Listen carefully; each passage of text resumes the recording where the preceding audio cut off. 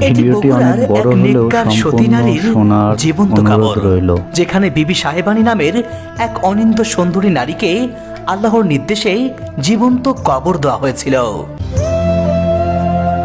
ওখান থেকে দৌড়ে আসে এখানে বসেছে, আল্লাহর রহমতে মাটি ফাটিয়ে ডেবে গেছে। এই 3 লোকের এক গিরে করে বাইরে হয়েছিল যে আমাদের জগতে এই বয়সে এত সুন্দরী নারী আমরা কোনদিন দেখিনি। বিবি সাহেবানী এতটাই সুন্দরী ও পরহেজগার নারী ছিলেন যে এক জালিম রাজার হাত থেকে তার ইজ্জতকে বাঁচানোর জন্য স্বয়ং আল্লাহ তাআলা নাকি মাটিকে নির্দেশ দিয়েছিলেন, হে মাটি তুমি ভাগ হয়ে যাও। আল্লাহর নির্দেশে মাটি 2 ভাগে বিভক্ত হয়ে গেলে বিবি সাহেবানী সেই মাটির ভিতরে আশ্রয় নেন। এরপর আল্লাহর হুকুমে মাটি আবারও জোড়া লেগে যায়। ফলে প্রাণ থাকা অবস্থাতেই জীবন্ত দাফন হয়েছিল সেই নেককার নারীটি। তখন এখানে আসছে, আসার পর মাটি 2 দিকে সরে গেছে, ও ভিতরে ঢুকে গেছে। যাওয়ার পরে মাটির আবার অটোমেটিক বন্ধ হয়ে গেছে। একটা মহিলা মানুষ নেককার পরহেজগার ছিল, এখানে আসা বাচ্চা ছেলেরা বলে ধাওয়া করেছিল অকর্ম করার জন্য। এখানে আসা বলে বলছে মাটি ফাঁক হয়ে যা, মাটি ফাঁক হয়ে গেছে, সেই থেকে এখানে কবর। শুধু তাই নয়, আল্লাহ তাআলা ওই নারীকে এতটাই অলৌকিক ক্ষমতা দিয়েছিলেন যে তিনি নাকি পুকুরের পানির ওপর দিয়ে হেঁটে যেতে পারতেন। এনার বাবা আছে ওই কর্নারে, ওনার নাম জহির ফকির। 2 বাপ বেটি, তখন এই পুকুরটা ছিল একটা, এই পানির মধ্যে দিয়ে 2 বাপ বেটি হেঁটে যাচ্ছিল আসছিল। পানির উপর দিয়ে পানির ওপর দিয়ে হেঁটে যেত। পানির ওপর দিয়ে। স্থানীয়দের বিশ্বাস তিনি এখনো আল্লাহর বিশেষ কুদরতে কবরে জীবন্ত রয়েছে। এখনো গভীর রাতে অনেকেই তার অদৃশ্য ছায়ার উপস্থিতি দেখতে পান। এখনো মাঝে সাথে 2 বাপ বেটি হাত বয়ে আসে, আবার হাত ধরা যায়। হ্যাঁ, মাঝে সাথে দেখতে পাই। আমি ডিবে থাকি যে রাত 12টার পরে। আসলে খুব ওলি আল্লাহ মানুষ। তার মানে এখানে প্রচলিত যে ঘটনাটা, এটা কি সত্য ঘটনা? হ্যাঁ, সত্য।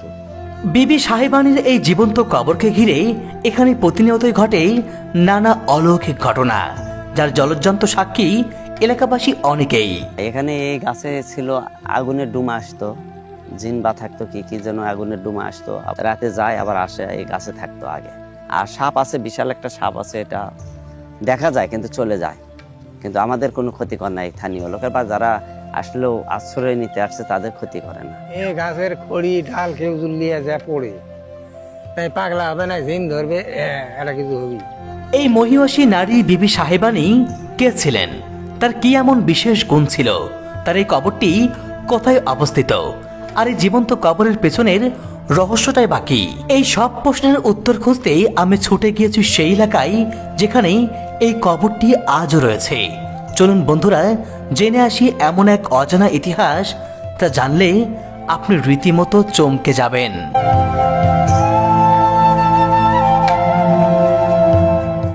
এক সতী নারীর জীবন্ত কবর। বন্ধুরা, বগুড়ার কাহালু উপজেলার এই দুর্গাপুর ইউনিয়নে এমন একজন নেককার পরহেজগার নারী ছিলেন যাকে আল্লাহ তাআলা অনেক অলৌকিক ক্ষমতা দিয়েছিলেন। আর সেই অলৌকিক ক্ষমতা বলে সেই নারী নাকি পানির উপর দিয়ে হেঁটে যেতে পারত। শুধু তাই নয়, তিনি এতটাই অনিন্দ সুন্দরী ছিল যে ওই সময় দুষ্ট রাজা এবং জমিদারদের হাত থেকে তিনি বাঁচার জন্য, তার ইজ্জতকে বাঁচানোর জন্য তিনি পালিয়ে গিয়েছিলেন এবং তিনি আল্লাহর কাছে প্রার্থনা করেছিলেন, হে আল্লাহ, আপনি মাটিকে 2 ভাগ করে দিন, আমি মাটির ভিতরে ঢুকে যাব, তবু আমার ইজ্জতকে, আমার সম্মানকে আমি নষ্ট হতে দেব না।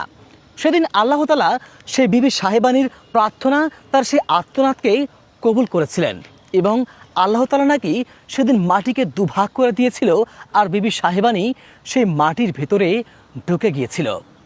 সেদিনই বিবি সাহেবানীর সেই জীবন্ত কবর রচিত হয়েছিল। তারপর থেকেই আজও তার সেই বিস্ময়কর ইতিহাসটি এলাকাবাসীর মুখে মুখে রয়ে গেছে।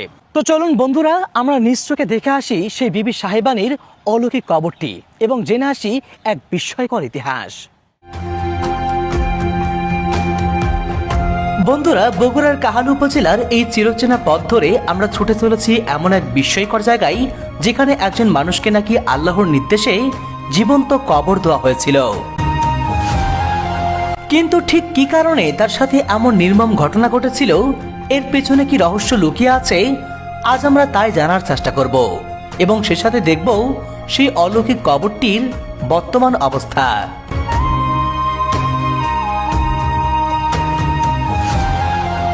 বন্ধুরা, আমরা এখন দুর্গাপুর বাজারে অবস্থান করছি। এই দুর্গাপুর বাজার থেকে আমাদের যেতে হবে দেওগ্রামে।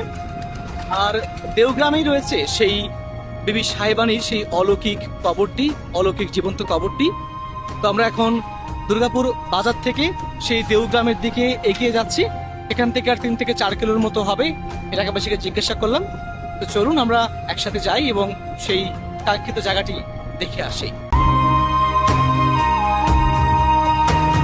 বন্ধুরা, আমরা আমাদের সেই কাঙ্ক্ষিত জায়গার কাছাকাছি চলে এসেছি। দেখুন কি দুর্গম রাস্তা। এই রাস্তা একেবারেই প্রত্যন্ত গ্রামের ভিতর দিয়ে আমরা ঢুকে পড়েছি। একদম চতুর্পাশে ঘন জঙ্গল আর বাঁশঝাড়, একেবারে নিস্তব্ধ নিরিবিলি একটা পরিবেশ। এমন জায়গায় এসেছি, দেখুন আশেপাশে কোনো মানুষের কোনো চিহ্ন নেই। চতুর্পাশটা একেবারে ঘন জঙ্গলে ঝোপঝাড়ে ঠাসা। দেখুন কোনো মানুষ নেই, একেবারে নিস্তব্ধ নিরিবিলি জায়গা। সত্যি এই জায়গাটি এতটা নিরিবিলি যে আশেপাশে কোথাও কোনো মানুষের দেখা পাচ্ছিলাম না। একদম ফাঁকা মাঠের মাঝে জনমানবহীন এই জঙ্গলেই অনেক খোঁজাখুঁজির পর কয়েকজনের দেখা পেলাম এবং তাদের কাছেই সেই জীবন্ত কবরের ইতিহাস জানতে চাইলাম। জানি সুদিগুন্নার কবার একটা মহিলা মানুষ নেককার পরহেজগার ছিল, এখানে আসা বাচ্চা ছেলেরা বলে ধাওয়া করেছিল অকর্ম করার জন্য। তো এখানে আসা বলে বলছে মাটি ফাঁক হয়ে যা, মাটি ফাঁক হয়ে গেছে। সে থেকে এখানে কবর। মেয়েটা খুব পরহেজগার নেককার ছিল। বন্ধুরা, এই যে কবর দেখতে পাচ্ছেন, এটি কোনো সাধারণ কবর নয়। এটা হলো বিবি সাহেবানির সতী নারীর জীবন্ত কবর। এটাই সে কবর, সতী নারীর কবর। এখানে জীবন্ত কবর। এর আসছিল সব হাতি ঘোড়ালে বিয়ে করতে বলে। আমরা যেটা গল্প শুনি যে বিয়ে করতে আসার পরে মেয়েটা তখন দৌড় আসছে মাঠ দিয়ে, বিয়ে বসবে না। তখন সব ঘোড়া নিয়ে হাতি নিয়ে পিছে পিছে দৌড় আসছে ধরার জন্য। রাজাদের সব কর্মচারীরা আসার পরে তখন এখানে আসছে, আসার পর মাটি দুই দিকে সরে গেছে, ও ভিতরে ঢুকে গেছে। যাওয়ার পরে মাটির আবলে অটোমেটিক বন্ধ হয়ে গেছে। সেখান থেকে এখানে আছে যে এনার বাবা আছে ওই কর্নারে, ওনার নাম জহির ফকির। দুই বাপ বেটি, তখন এই পুকুরটা ছিল একটা, এই পানির মধ্যে দিয়ে দুই বাপ বেটি হাঁটা যাচ্ছিল, আসিচ্ছিল পানির উপর দিয়ে, পানির ওপর দিয়ে, পানির উপর দিয়ে হেঁটেছে তো। পানির ওপর দিয়ে। তো এরকম এনাকে কেরামতি আল্লাহ পাক রাখছে।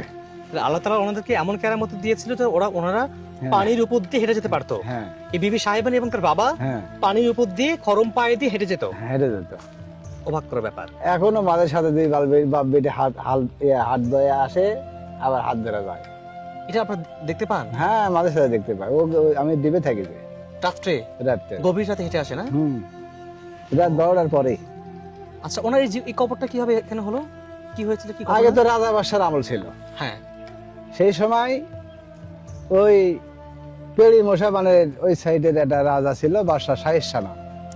আচ্ছা, ওই লোকটার একটা ষাঁড় গরু হারা গেছিল, দুটা চাকর ছিল খুঁজবে। তখন এই মেয়ের বাবার গরুর বাতানের সাথে ষাঁড়টা ছিল। ষাঁড় দেখবার আসে, ষাঁড় পাশে দেখা যায়। এখন পাশে রাজা মশাই ভয়ে বলি না নির্ভয়ে বলি যে আমাদের জগতে, এই জগতে, এই বয়সে এত সুন্দরী নারী আমরা কোনদিন দেখিনি। তখন ওই রাজা দেখবার আসা জোর করে বিয়ে করবার চায়। ওই যে একটা ডিপ ঘর আছে, ওই যার নাম হলো আন্দার, ওই জায়গা হাতি এদিক দিয়ে সড়ক ছিল। হাতি ঘোড়া চলে আসতে ওই জায়গাতে চোখ মুখ মানে চোখ একবার বন্ধ হয়ে গেছে, আন্দার দেখতে পায় না। তখন এনাকে মা করে ডাকার পরে ওনারা চোখ দান পাবে। ওই রাজা অন্ধ হয়ে গিয়েছিল। অন্ধ হয়ে গিয়েছিল, মানে জোর করে বিয়ে করতে আসার কারণে রাজা অন্ধ হয়ে যায়। হ্যাঁ, আর এনাকের বাড়ি ছিল ওই পুকুরের ওই পশ্চিম পাড়ত। এই বিবি সাহেবানি ওখান থেকে দৌড়ে আসে, এখানে বসেছে। আল্লাহর রহমতে মাটি ফাটিয়ে ডেবে গেছে। এই 3 লোকের এক গিরে করে বাইরে হয়েছিল। এটা কেন করলো? কেন হলো? সতী নারী যার জীবনে বিয়ে হবে না, করবে না। উনি প্রতিজ্ঞা করেছিল কখনো বিয়ে করবে না। না, অনেক সুন্দর ছিল, কিন্তু সুন্দর হওয়ার পরে উনি প্রতিজ্ঞা করেছিল যে উনি সারা জীবন সতী নারী, সতী এবং কুমার হিসেবে থাকবে, কিন্তু বিয়ে করবে না। হ্যাঁ, আল্লাহর ইঙ্গিতে ওই নিজে নিজে একটা ধারণা করছে। তারপরে মাঝে সাথে বাড়ায় গেছে, সবার চোখে ভাগ্যে তো হয় না দেখার। তাহলে এটাই সেই জীবন্ত কবর না? এটাই জীবন্ত কবর। এটা কত বছর আগের ইতিহাস আঙ্কেল? বহু বছর, 300 বছর পার হয়ে গেছে। 300 বছর আগের ইতিহাস। এই যে এই কবরটা কে করে দিয়ে গেছে? ওই বাদশা শাহের শাহী করে দিয়ে গেছে। বন্ধুরা, এই যে এলাকার প্রবীণ একজন মুরব্বী, ওনার কাছ থেকেও আমরা বিবি সাহেবানের সেই অলৌকিক ইতিহাসগুলো জানার চেষ্টা করছিলাম। তিনিও আমাদেরকে বিবি সাহেবানের সেই বিস্ময়কর অলৌকিক ইতিহাসটি বর্ণনা করে শোনালেন এবং তিনি বললেন যে এটা কমপক্ষে 300 বছর আগের ইতিহাস। তিনি তার বাপদাদার কাছ থেকে এই গল্পগুলো শুনেছেন এবং সেই ইতিহাসকে তিনি আমাদের সামনে বর্ণনা করলেন। তিনিও বললেন যে বিবি সাহেবানী এবং তার বাবা তাদেরকে আল্লাহ তাআলা এতই অলৌকিক ক্ষমতা দিয়েছিলেন, তারা সেই অলৌকিক ক্ষমতা বলে এই পুকুরের পানির ওপর দিয়ে তারা হেঁটে যেতে পারত এবং বিবি সাহেবানী তাকে তিনি এতটাই বেশি সুন্দর ছিলেন, তার সৌন্দর্যে মুগ্ধ হয়ে এক রাজা তাকে বিবাহের প্রস্তাব দিয়েছিল। কিন্তু সেই বিবাহের প্রস্তাবে বিবি সাহেবানী রাজি হননি। তখন সেই রাজা, সেই দুষ্ট রাজা বিবি সাহেবানীকে জোরপূর্বক বিয়ে করতে চেয়েছিলেন এবং তিনি যখন বিবাহ করার জন্য তার সেই ঘোর সাওয়ার নিয়ে তিনি যখন রওনা হয়েছিলেন এই এলাকার উদ্দেশ্যে, তখন এই এলাকাতে পৌঁছানোর আগেই সেই দুষ্ট রাজা অন্ধ হয়ে যায় এবং তারপরেও একদল রাজা এবং জমিদার বিবি সাহেবানীর রূপে মুগ্ধ হয়ে তাকে বিয়ে করতে চেয়েছিল এবং তাকে বিয়ে করার জন্য প্রস্তাব দেওয়া হয়, বিভিন্ন ধরনের কুপ্রস্তাব দেওয়া হয় এবং তার সতীত্বের উপরে তারা আক্রমণ করার চেষ্টা করে।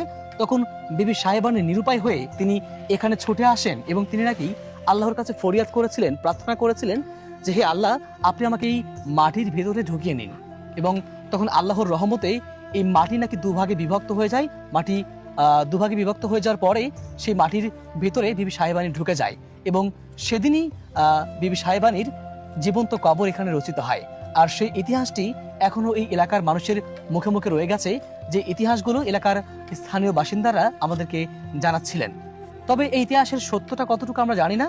আর সবাই বলছিলেন এটা লোকমুখে প্রচলিত গল্প, এলাকার মানুষজন এই ইতিহাসকে তারা জেনে এসেছেন এবং তারা ইতিহাসকে তারা বিশ্বাস করেন এবং এই জায়গাকে তারা শ্রদ্ধা করেন। আসলে খুব ওলি আল্লাহ মানুষ।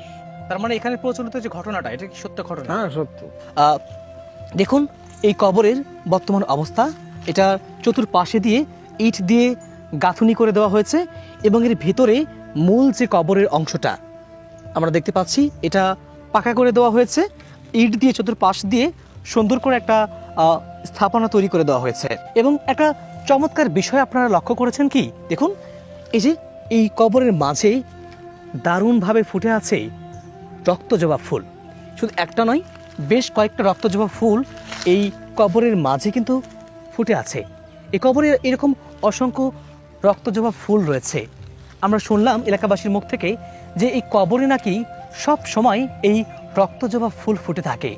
এই ফুলগুলো এই কবরের এক অন্যরকম সৌন্দর্য বৃদ্ধি করছে। এই ফুলগুলোর পবিত্রতম সৌন্দর্য দেখে মনে হচ্ছে বিবি সাহেবানীর ব্যাপারে যে কথাগুলো আমরা শুনেছি, তিনি অতি নেককার এবং পরহেজগার নারী ছিলেন।